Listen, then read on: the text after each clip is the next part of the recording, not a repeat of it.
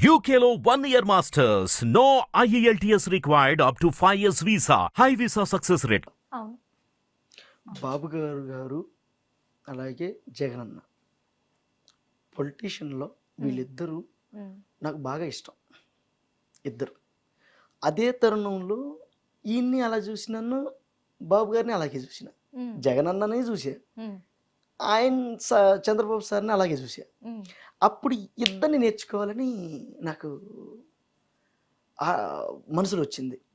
బేసిక్గా నేను మిమిక్రీ ఆర్టిస్ట్ని కాదు, కానీ నాకు అది పుట్టింది ఆయన వాళ్ళని చెయ్యాలి అని చూసి.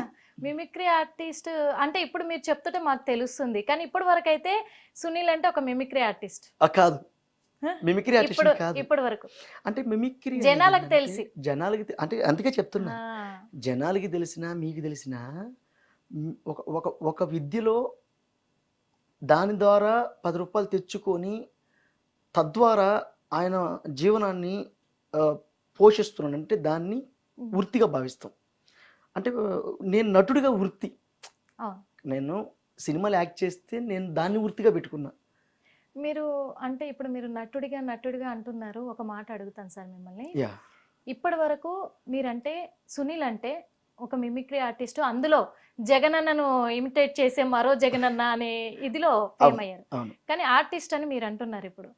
ఇప్పుడు ఆర్టిస్ట్ గా మీరు ఏంటి మీకు తెలియకపోవచ్చు, మా ఇండస్ట్రీకి తెలుసు. అందుకే అడుగుతా, అంటే మాకు మీరు చెప్తే కదా సార్ తెలుస్తుంది. ఇప్పుడు మా ఇండస్ట్రీలో సుపరిచితం. సో నా ఫ్రెండ్స్ కానీ చాలా మంది. మీ సినిమా జీవితం చెప్పండి ఒకసారి. ఇది చెప్తున్నా. అయితే ఇట్లా బాబు గారు అంటే ఎంత ఇష్టమో జగనన్న కూడా అంతే ఇష్టం. లేకపోతే ఈరోజు జగనన్నని అంత క్లోజ్గా అబ్జర్వ్ చేసి ఆయన ఇమిటేట్ చేయడం అనేది చాలా కష్టం. నాకు ఆ బాడీ లాంగ్వేజ్ తో సహా మరి మీరు ఇమిటేట్ చేస్తూ ఉంటారు. నాకు పర్సనల్గా చాలా అభిమానం.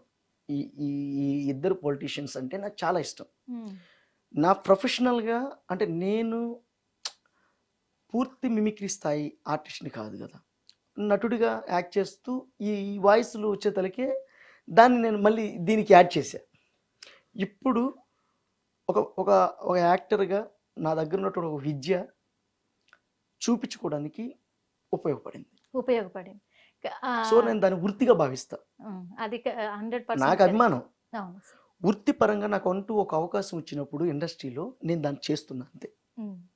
అదే అంటున్నాను సార్. ఇప్పుడు మీరు వృత్తిపరంగా నాకు ఉపయోగపడ్డది మిమిక్రీ అని.